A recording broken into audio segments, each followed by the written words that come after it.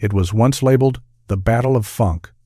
But what started as healthy competition slowly twisted into open warfare. According to people who were there, the two men would lurk in the wings, watching every second of each other's sets.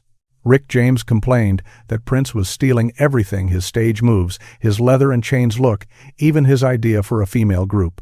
Behind the bright lights, there was already a fracture spreading through the heart of funk that, in Rick's eyes, America never really confronted.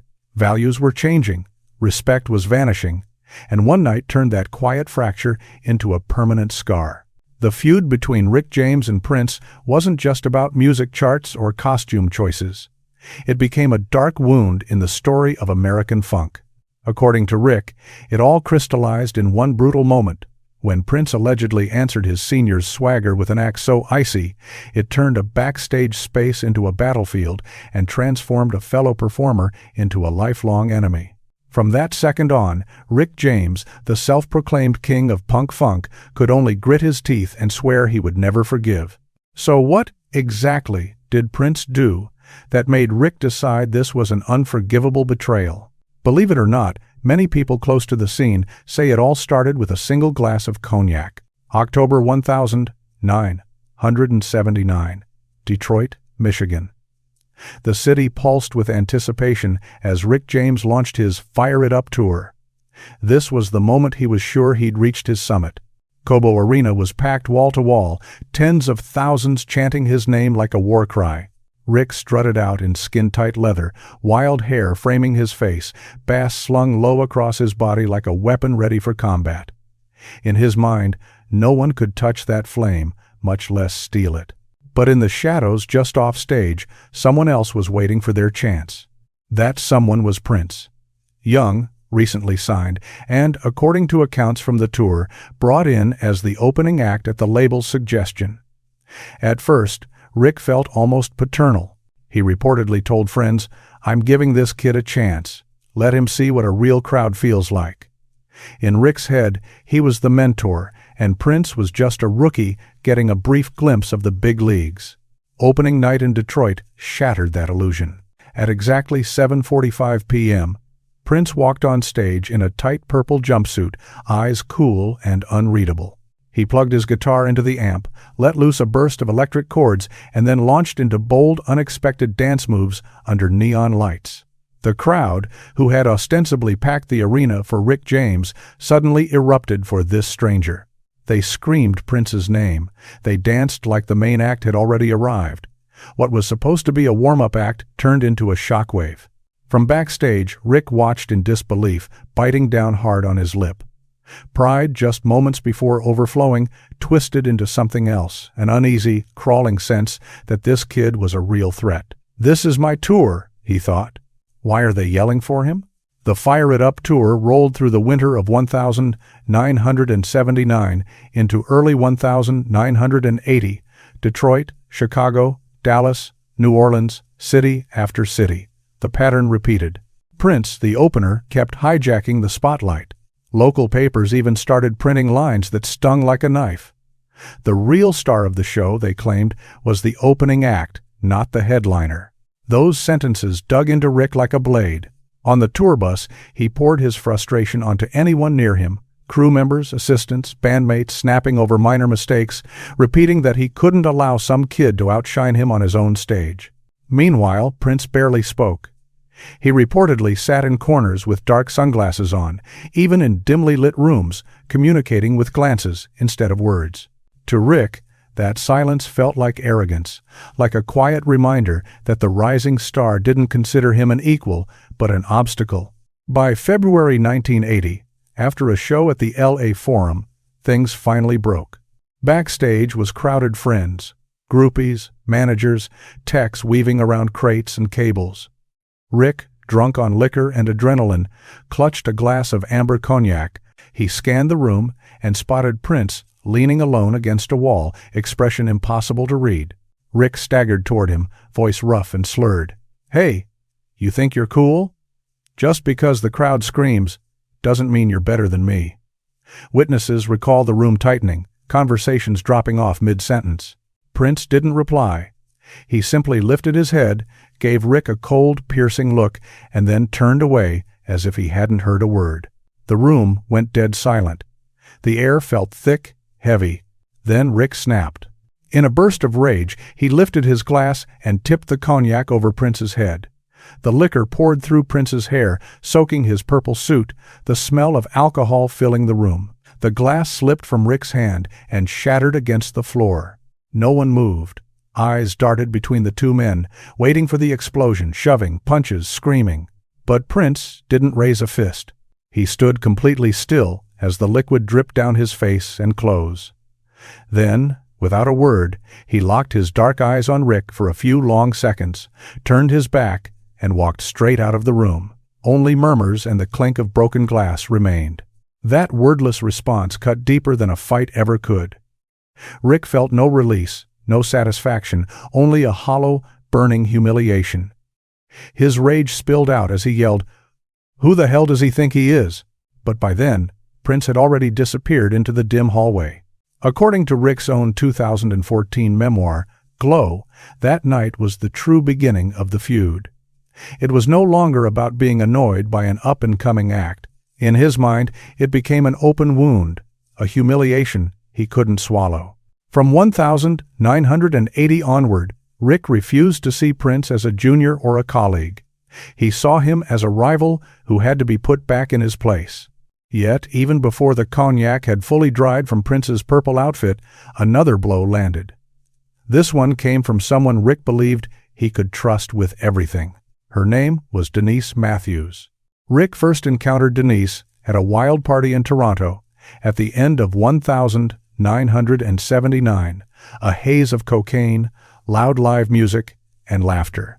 She was a Canadian girl with sharp, bright eyes and a striking figure, and she captured Rick's attention immediately. He swept her into his world, brought her to Los Angeles, set her up in a mansion, gave her cars and jewelry, and promised to transform her into a star. To Rick, Denise was not just a lover. She was the centerpiece of his Mary Jane Girls concept, the all-female group he was crafting to prove he could dominate not only as a performer, but as a producer and mastermind. She was the living symbol of his million-dollar ambition. But while Rick was consumed by touring and intoxication, Prince quietly drew closer to Denise. They reportedly crossed paths at backstage hangouts, after-parties, and studio sessions. Then came the twist Rick never saw coming. Prince invited Denise to his world, to his private studio, Paisley Park. There, she heard his unfinished demos for the first time. They weren't like Rick's hard street funk. Prince's tracks hinted at a different universe. Sensual, icy, mysterious, almost otherworldly. Denise felt the pull. Those sessions planted a seed that would grow into Rick's worst nightmare. The 19th of January, 1980. American Music Awards, Los Angeles. Rick arrived with Denise on his arm, chest out, convinced Hollywood was witnessing his arrival as a powerhouse. In his mind, this was his victory lap success. A beautiful partner, a budding girl group. What he didn't realize was that whispers were already swirling among industry insiders. They sensed an invisible triangle forming between Rick, Denise, and Prince. When the ceremony ended, Rick strode out, reveling in the attention. Minutes later, the energy shifted. People started murmuring. Denise was nowhere to be seen. According to witnesses, she had been spotted stepping into a sleek black limousine. Inside, waiting quietly, was Prince. In one move, Rick didn't just lose his partner. He lost her in front of the industry, under the bright glare of Hollywood's biggest stage. News raced through the music world. Denise Matthews, the woman Rick had showcased and protected, had left him for his rival. In the months that followed, Prince didn't stop at romance.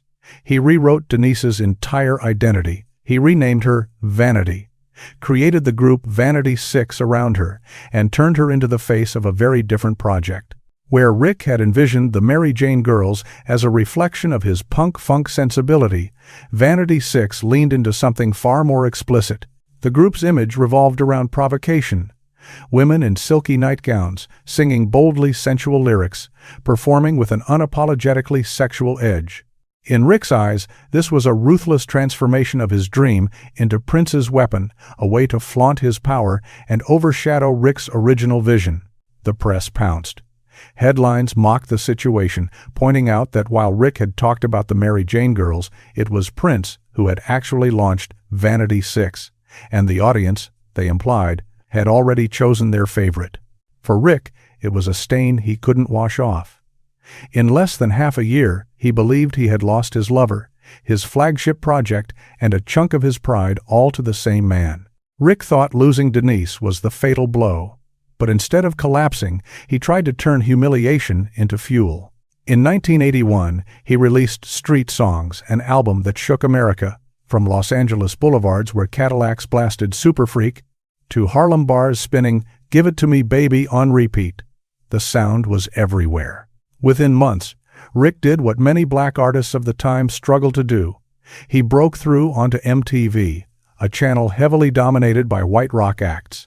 Interviews showed him with red-rimmed eyes, a cocky grin, cigarette in hand, declaring himself once again the king of punk funk.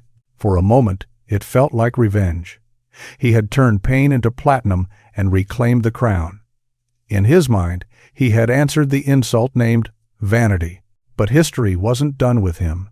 While Rick burned hot in the spotlight, another force was quietly assembling something bigger. The name was still the same: Prince. October 1982. Prince dropped 1999. Even its title sounded like a prophecy. The sound had evolved no longer just funk, but a fusion of pop, rock, new wave, icy drum machines, and futuristic synthesizers. The image of Prince in a tight purple outfit, cruising beside a blazing red Corvette, gripped young America. Not just black audiences. White teenagers, too, locked onto him as a symbol of something new. Little Red Corvette raced up the Billboard charts. 1999 turned into an anthem for an entire generation's parties. Prince hadn't just joined the funk conversation. He had pushed beyond it, into crossover territory Rick had never fully captured. The media saw their angle immediately. Stories framed it as a duel. Rick James, king of punk funk, versus Prince, the purple prodigy. On one side, the street-hardened ruler of raw funk. On the other, the boundary-smashing young genius. Fans loved the narrative. For Rick, reading those articles felt like getting slapped in the face. He thought back to the Fire It Up tour, to the kid in the purple jumpsuit watching from the shadows. Now, everything Rick felt, he'd pioneered: leather outfits, chains. Certain stage moves seemed to reappear in Prince's visuals. In a summer 1982 interview with Rolling Stone, Rick openly accused Prince of copying him. He claimed Prince had borrowed his black leather looks, his chained stage gear, even his signature head tosses. "I saw him learning my moves right backstage," Rick reportedly growled. "Now he's using them like they belong to him." He didn't stop there. On MTV, Rick continued the offensive, mocking Prince's colorful jumpsuits, high heels, and body-bearing costumes, insisting he had been doing that years before.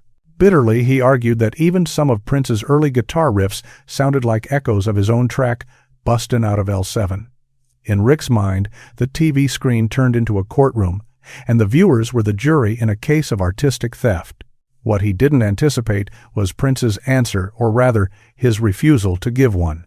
Prince stayed silent. No interviews, no direct clapbacks, no public war of words. He let 1999 and Little Red Corvette play endlessly on MTV, flooding bedrooms and living rooms in purple light. That silence, once again, became a weapon. While Rick shouted into microphones, Prince became the enigmatic genius, praised for his creativity. Gradually, the public started to see Rick as angry and resentful, while Prince's mystique only grew stronger. On stage, the contrast was stark. Rick James poured sweat, attacking each lyric like he was fighting off a world that wanted to erase him. Crowds were hyped, but they were watching a man desperate to prove he still mattered. Prince, by comparison, seemed almost effortless. He stepped into the spotlight, bathed in purple glow, barely straining, and still the arenas detonated with screams. One man demanded the crown. The other seemed to receive it without asking. By late 1982, an uncomfortable truth had formed. Rick had Street Songs, but Prince had 1999. and with it, a broader, more powerful future. Rick could rule the turf of hardcore funk, but Prince was constructing something larger, a global empire of sound and image. Hollywood insiders began to whisper a new question. Who was the real king of funk? The feud had risen to another level.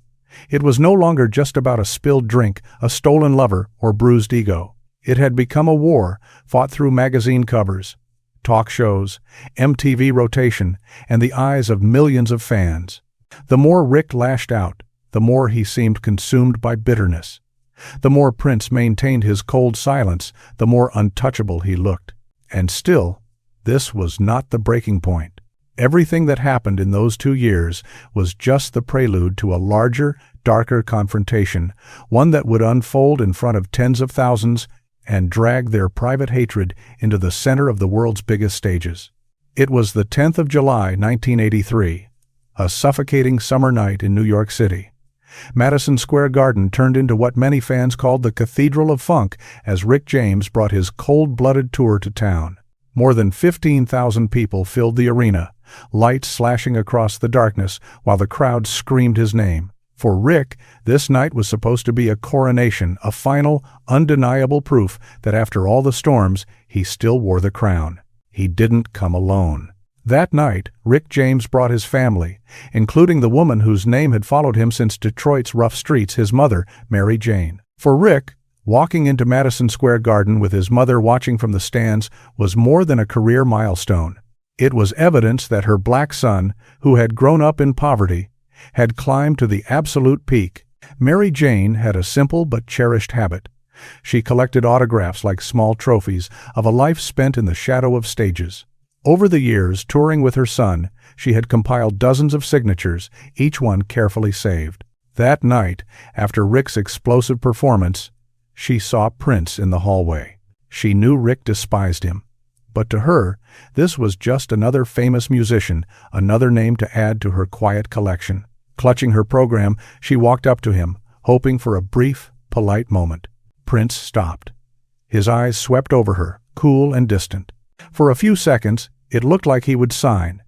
He reached into his pocket, pulled out a pen, lifted his hand as if to put his signature on the page, and then, suddenly, he let the program fall. It slipped from his fingers, landed on the damp hallway floor, and lay there, abandoned. According to witnesses, Prince muttered, "I don't know who you are," before turning away and walking off. The paper was trampled and smeared as people passed. The air split open. Mary Jane froze, her hands shaking as she bent down to pick up the crumpled program. Around her, gasps and whispers flared like sparks. This wasn't just someone refusing to sign. It was a dismissal, a public humiliation in a place where her son was supposed to be king. Rick James saw it. Only a few steps away, he watched his mother standing there, humiliated, clutching the ruined program. Something inside him snapped. He lunged toward Prince, roaring with a fury that had been building for years. Security and staff rushed in. It took 3 bodyguards and a manager to hold him back. He thrashed against them, face flushed, shirt soaked in sweat, eyes wide and wild like an animal trapped in a cage. Prince never turned around. He walked slowly down the hallway, his purple silhouette shrinking as he disappeared behind a steel door. The only things left were the echoes of Rick's curses and an elderly woman holding a wrinkled program that would never bear a signature. Later, Prince would explain, according to reports, that he believed Mary Jane was one of the autograph hustlers who prowled New York arenas, gathering autographs only to resell them for cash. Manhattan was full of people like that, and Prince had grown cautious. But whatever his reasoning, that explanation didn't matter to Rick James. What mattered was what had happened in that hallway, in front of witnesses. To Rick, the moment at Madison Square Garden wasn't just a slight. It was an insult to his mother's dignity, delivered on the very night she came to see him at his greatest. That gesture, dropping her program onto the filthy floor and walking away, cut deeper than all the previous slights, deeper than the cognac, deeper than the stolen lover, deeper than the headlines. It felt like a declaration of war. From that night on, their feud was no longer about backstage friction or accusations of stealing style. It wasn't even just about a love triangle or industry politics. In Rick's world, what happened at Madison Square Garden turned their rivalry into blood hatred, the kind of offense that, in street code, cannot be forgiven. Rick James no longer saw Prince as another artist competing for the same spotlight. He saw him as a man who had disrespected his family, someone who had crossed a line that could never be uncrossed. In Rick's mind, they could no longer share the same sky. One of them had to be brought down. From that point forward, Rick was a fuse waiting to be lit, anger coiled just beneath the surface, ready to explode at any perceived slight. And Prince? He remained what he had always been in this story, silent, distant, dangerous in a way that didn't require shouting. He wielded silence like a blade, letting his refusal to engage become the cruelest answer of all. At that moment, in the corridors of Madison Square Garden, two legends stopped being rivals and became something else, entirely eternal enemies. And when Rick James truly decided someone was his enemy, one question always followed. How far would he go to strike back? After Madison Square Garden, nothing between them was casual anymore.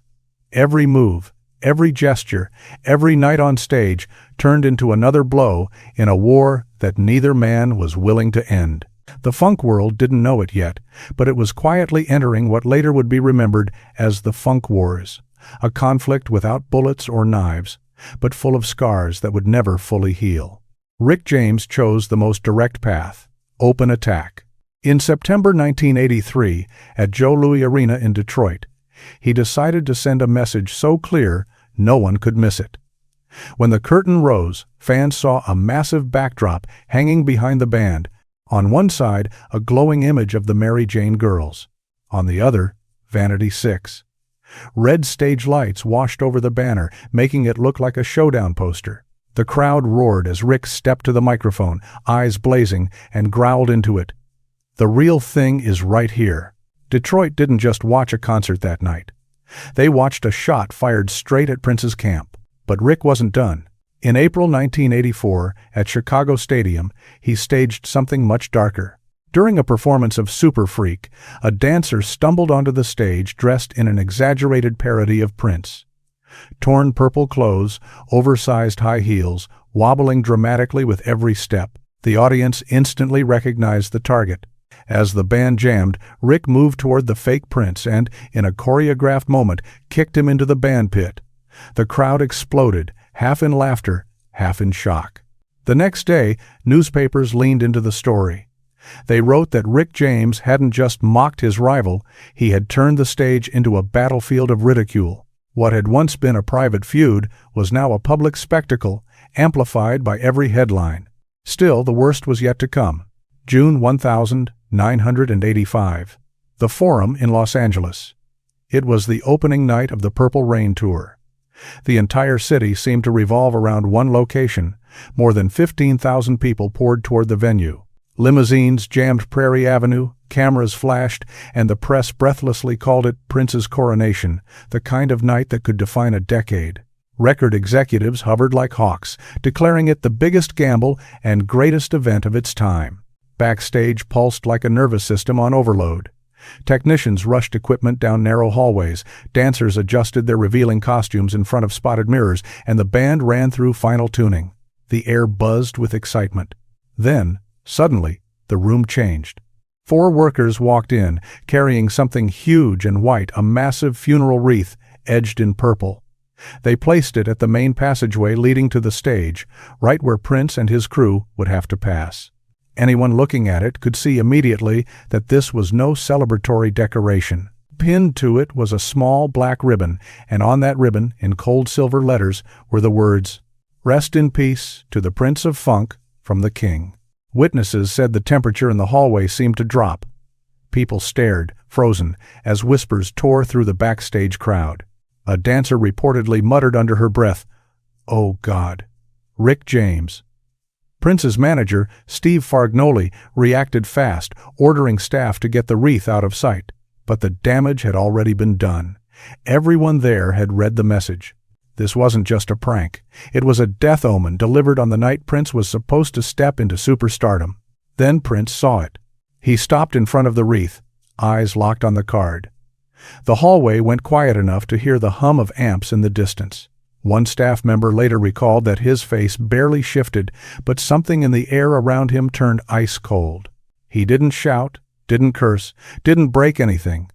He just stared, turned away, clenched his gloved hand, and walked back into his dressing room. Outside, fans screamed and chanted his name, unaware that backstage, a psychological knife had just been plunged.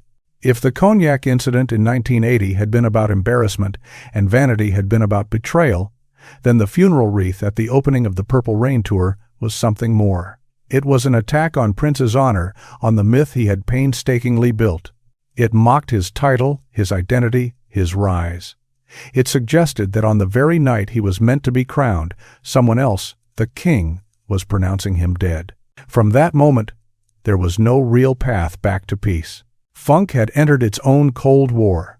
Rick provoked aggressively, using spectacle, mockery, and symbolism. Prince swallowed each insult without public outburst, turning his response into something more sinister strategy. He didn't scream. He calculated. When Rick announced an East Coast tour, Prince made his move. According to industry chatter, Prince deliberately scheduled his hit-and-run shows in the same cities on the same nights as Rick's dates. On the surface, it could be written off as coincidence. The press even framed it that way. But for Rick James, there was nothing accidental about it. He saw a razor drawn right across his wallet and his pride. Every city that chose Prince's show over his, every sold-out crowd that went to the Purple Side instead of the punk-funk king, felt like a direct hit to his survival. The Quiet War escalated again in October 1987 at First Avenue in Minneapolis, the same club that had become legendary in Prince's story. That night, Prince walked on stage wearing tight black leather, a silver chain slung across his chest. To casual fans, it was just another striking outfit. To Rick James, watching from a distance, it was a message written in metal and leather. He had always claimed that look, that leather and chain image, as one of his trademarks. Now, seeing it on Prince in his own hometown venue was like hearing a sentence spoken without words. I can take everything you say is yours and make it mine. The crowd roared as Prince moved with ease under the lights, feeding off the energy. From miles away, Rick heard the reports and felt the air tightening around his legacy. A year later, in Los Angeles in 1988, strange flyers began appearing around the Hollywood Palladium before one of Rick's shows. They were stark, simple, and unmistakable. An upside-down crown. Beneath it, a phrase printed in bold letters. Only one true Prince. No one publicly took credit. No signatures, no logos, no official claim, but almost no one in the scene doubted who the message favored or who it mocked. By the late 1980 seconds, what started as a personal feud had grown into something bigger, something cultural. The press rarely mentioned one name without the other. Rick James and Prince had become two sides of a single story. Genius and resentment. Noise and silence. Fire and ice. Fans took sides. Writers built careers, retelling their clashes and contradictions. Rick continued to storm into interviews, calling Prince overrated, fake, a manufactured star inflated by hype. He aired his anger on camera, on radio, on any stage that would hand him a microphone. Prince, as always, stayed mostly quiet, letting albums, tours, and his chokehold on MTV write his side of the story. As time went on, a cruel pattern appeared. The more furiously Rick talked, the more he looked trapped in his own anger. The more Prince refused to engage, the more people praised him as a mysterious genius above petty drama. Each silence from him made Rick's outbursts seem louder and more painful. From the mock backdrops to the fake Prince on stage, from the funeral wreath to the overlapping tour dates and anonymous flyers with overturned crowns, each act was another cut. Another line of red carved into the history of American music. The funk wars weren't just a rivalry between two talented men. They became a mirror reflecting what happens when pride, power, and wounded egos collide. They showed that in the glittering world of stardom, some conflicts don't fade when the spotlight dims. They linger in the shadows, shaping careers, choices, and legacies long after the last encore. So the question remained. As the years rolled forward, did time soften that hatred, Or did it simply deepen the abyss between Rick James and Prince, turning a feud into something that would haunt them for the rest of their lives? So, did that hatred ever fade as the years rolled by? Or did time only carve the gap between them even deeper? By the 1,990 seconds, the sound of the streets had changed. Funk no longer ruled the airwaves. Hip-hop, slick modern R&B, and polished pop were taking over radio and TV. In that shifting landscape, Rick James and Prince drifted down two very different paths. Rick slid back into the temptations that had always haunted him: cocaine, heavy drinking, non-stop excess. The blazing stages that once crowned him king of punk funk began to disappear, replaced by cramped courtrooms, mugshots, and sentencing hearings. The world that had cheered his name now mostly read about him in police reports. His legendary persona, once wrapped in leather, smoke, and bass lines, started to fade. Instead of being introduced as a pioneer of funk, he became the cautionary tale, a man whose fame had curdled into scandal, whose empire had collapsed into addiction and chaos. The same funk world that had once crowned him slowly moved on, leaving Rick as a shadow walking through the ruins of his own myth. Prince walked a different road. While mainstream trends shifted, he pulled back from the public in a way that felt deliberate, almost surgical. Paisley Park in Minnesota transformed into a fortress part studio, part palace, part sealed-off kingdom. According to people who worked with him, young musicians, friends, and employees all had to adjust to strict rules the moment they crossed its threshold. Schedules were dictated from above. Movement was controlled. Privacy around Prince was treated like law. He didn't just control the art, he controlled the environment: who walked where, who spoke when, who had access to which rooms. Doors, lighting, even the direction people entered and exited were said to be part of his carefully curated system. Inside Paisley Park, Prince wasn't just an artist. He was the architect and ruler of his own world. And somewhere inside that private universe, the old feud never fully disappeared. The grudge that had started in Detroit and Los Angeles still lingered in the margins of his story. According to various accounts, Rick James's name was quietly removed from show outlines, tribute ideas, and any official narrative that crossed Prince's desk. It wasn't just dislike. It felt like a controlled erasure, a mark of how seriously Prince guarded his legacy. To some observers, that silence around Rick's name became a symbol, not just of hatred, but of control. It was as if Prince was sending a message. No memory, no rival, no ghost from the past would be allowed to disturb the order he had built. No one would get close enough to rewrite his story.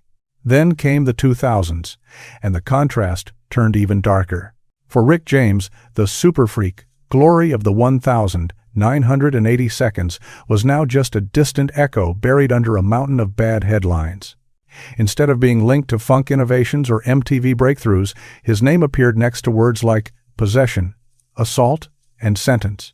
He was arrested multiple times on cocaine charges, his private excess repeatedly spilling into public record. One of the most chilling cases emerged in 1991 when he and his girlfriend were accused of kidnapping and assaulting a woman in a West Hollywood hotel. The case dragged on for years, marking him not as a rebellious star, but as a dangerous, unstable figure. Eventually, the legal battles and convictions landed him in prison, where he stayed until 1996. By the time he was released, he was no longer the same man. Years of heavy cocaine use had carved into his body. Strokes and a failing heart slowly wore him down. The stadium lights that once followed him were gone, replaced by hospital fluorescent bulbs and the hard glare of tabloid headlines. Instead of being remembered as the king of punk funk, he was increasingly framed as a tragic example of self-destruction, a fallen icon buried under the ashes of his own choices. While Rick staggered through that darkness, Prince seemed to move in the opposite direction, deeper into secrecy, deeper into control. Paisley Park became less like a studio and more like a hidden kingdom. He continued to write and record constantly, often releasing music independently, bypassing traditional labels, sometimes even dropping songs anonymously just to see who was paying attention. Late-night shows, surprise gigs, private parties for hand-picked guests, everything happened on his terms, at his chosen hour, under his rules. He reportedly banned filming during performances, ordered staff to regulate how and when fans could enter certain spaces, and even dictated details as small as the color and intensity of individual light bulbs. Nothing was left to chance. Every second inside his domain had to reflect his vision. To many, those layers of control mirrored something deeper in his personality. But to others, they also echoed the old wound with Rick James. After what he had endured in the early 1980 seconds, Prince seemed unwilling to ever again give anyone that much power over his image, his circle, or his name. Meanwhile, Rick's health and reputation continued to collapse. While he navigated prison, rehab, and hospital stays, Prince showed no public sign of softening. There were no reconciliations, no joint statements, no surprise gestures of forgiveness. Even when Rick was struggling for his life, Prince stayed distant, his silence as firm as ever. The more time passed, the clearer that distance looked. According to stories that circulated in the industry, Prince's refusal to acknowledge Rick wasn't just a lingering grudge. It was a kind of boundary, a line drawn in purple ink across his life story. He would not let the chaos of that feud back into his controlled world, no matter how much time had passed or how much Rick had already lost. It was a ruthless contrast. On one side, Rick James, the former king of punk funk, slowly fading under the weight of scandal, illness, and regret. On the other, Prince, sealed inside Paisley Park, carefully curating every sound, every light, every name that entered his orbit. And at the center of that contrast was a single, unhealed wound, a feud that had begun with spilled cognac, stolen love, and a shredded autograph, and had evolved into something much colder, a permanent reminder that Prince would never again allow a rival, or the past, to breach the walls of his authority. The haunting part was this. While Rick James sat in prison cells and later lay in hospital beds recovering from strokes, Prince never publicly showed pity or reached out a hand for reconciliation. There were no surprise visits, no discreet phone calls, no symbolic gestures of peace. Instead, his distance stayed as sharp as ever, cold, decisive, and deliberate. To many watching from the outside, that silence said more than any interview ever could. It suggested that, in Prince's mind, the old feud from Detroit and Los Angeles was still alive, still smoldering, still too deep to forgive. Paisley Park stood there in Minnesota like a sealed temple, and Prince lived inside it as if he were guarding not just his music, but his memories. He rarely spoke Rick's name. He didn't need to. According to people around him, every choice he made, from the shows he did approve to the tributes he refused, quietly reinforced one message: I am still here. You are not. It was a brutal contrast. Rick James, once the explosive king of punk funk, faded beneath the weight of scandal, addiction, and failing health. Prince, on the other hand, stepped further into his purple fortress, tightening control over every sound, every image, every story attached to his legacy. Where Rick's life spiraled outward into chaos, Prince's world spiraled inward into control and isolation. Then came the 21st of April, 2016. The sky over Minneapolis was gray and heavy when the news broke. Inside Paisley Park, the stronghold of purple funk Prince was found collapsed in an elevator. The official findings later pointed to a fentanyl overdose, a powerful opioid painkiller he had reportedly been using to manage years of relentless hip and back pain. Just like that, the man who had turned silence into a weapon was suddenly silent forever. The world reacted instantly. Outside Paisley Park, fans gathered with candles, photos, and deep purple flowers. The gates transformed into a wall of grief. Across TV screens and front pages, the headlines called it the loss of a legend, a wound to music that could never be fully healed. Old performances resurfaced. Clips of him shredding guitar and dancing under violet lights played on loop. People who had grown up with his songs felt like a piece of their own history had been torn away. But underneath the mourning, another truth lingered, one that never made the official memorials. Prince's story didn't just end with unreleased tracks, innovative performances, and fearless experiments. It also ended with a feud that, according to many accounts, had never really been put to rest. Rick James had already died in 2004, years before Prince. Yet, in Prince's behavior, the scar from their conflict seemed to remain stubbornly open. People in the industry whispered about one moment in particular. They said that, a few years before his death, when Prince was allegedly approached about participating in a Rick James tribute, he answered with only 3 words: "Not even dead." Those 3 words, if the reports were accurate, hung in the air like a verdict, short, simple, and heavier than any insult they had ever traded in life. It wasn't just a refusal to attend an event. It was a final statement. Rick James, in Prince's universe, would never be forgiven. Not in youth, not in old age, not even after death. Rick had humiliated Prince in front of peers and strangers, from the cognac incident to mocking him through stage stunts. Prince, in response, had used silence, strategy, and success to push Rick into the role of the bitter outsider. Every attack, from the stolen lover to the funeral wreath, from the overlapping tour dates to the anonymous flyers, had built toward one brutal conclusion: there would be no truce. When Prince died, much of the world chose to remember him as a near saint of pop and funk, a mysterious genius wrapped in purple mystique. Tributes focused on his artistry, his activism, his catalog. But if you looked closer at the shadows of his life, a harsher detail remained. Somewhere inside that guarded soul, there appeared to be a space carved out for Rick James, not as a friend, not as an equal, but as a permanent enemy. And those rumored 3 words, "not even dead," became the last icy echo of a feud that had outlived one of its participants and still clung to the other. The most unsettling truth is that Rick's hatred may have helped shape Prince's way of being. The betrayal, the insults, the mockery, and the constant comparisons didn't just upset him, they molded his defenses. They nudged him toward isolation, toward micromanaging every corner of his world, toward believing that he alone truly understood the weight of fame, creativity, and power. The more he locked the doors of Paisley Park, the more it looked like he was building a fortress not just against the industry, but against ever facing another Rick James again. It influenced how he chose his inner circle, how he controlled his narrative, how he guarded his privacy like a fragile relic. Even near the end, Prince left an unspoken reminder: no rival, no betrayal, and no ghost from the past, especially not Rick James, would be allowed into his private kingdom. In the end, the feud didn't just live in their minds. It rooted itself in the memories of fans, in the stories journalists retold, in the way people hear certain songs. It became part of the mythology of American music, a dark thread woven through the glittering fabric of funk and pop history. Proof that in the world of stars, some conflicts outlive the people who started them.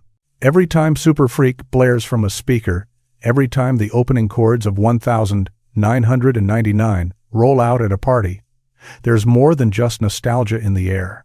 There's an echo, a ghost of 2 men locked in a war that neither was willing to end. Their feud became a red streak across Prince's career, a wound that never fully closed. A reminder that even as he left behind vaults of unreleased recordings and unforgettable performances, he also left behind one story with no reconciliation. Prince's legacy is larger than any single rivalry, but it cannot completely escape it. It includes the thousands of songs left in his vault, the fearless shows, the innovations in sound and performance, and one unforgiven feud. A silent promise that control, distance, and resentment can sometimes last longer than life itself. In Prince's story, Rick James is like a red mark on a white canvas, a small dot that still draws the eye, a wound that refused to heal, a memory that even death couldn't erase. That is why, whenever we talk about funk, whenever we replay those anthems that defined entire eras, the sound carries more than just rhythm. It carries the shadow of a lifelong war. And in that long, tangled history, Rick James is not just a rival or a collaborator gone wrong. He stands as the man Prince never forgave. But what about you? When you look back over the spilled cognac, the stolen lover, the broken autograph, the funeral wreath, and the silent revenge, which moment do you believe truly made Rick James swear he would never forgive Prince? Share your thoughts in the comments, and if you want to hear more hidden chapters and untold conflicts behind music's biggest legends, don't forget to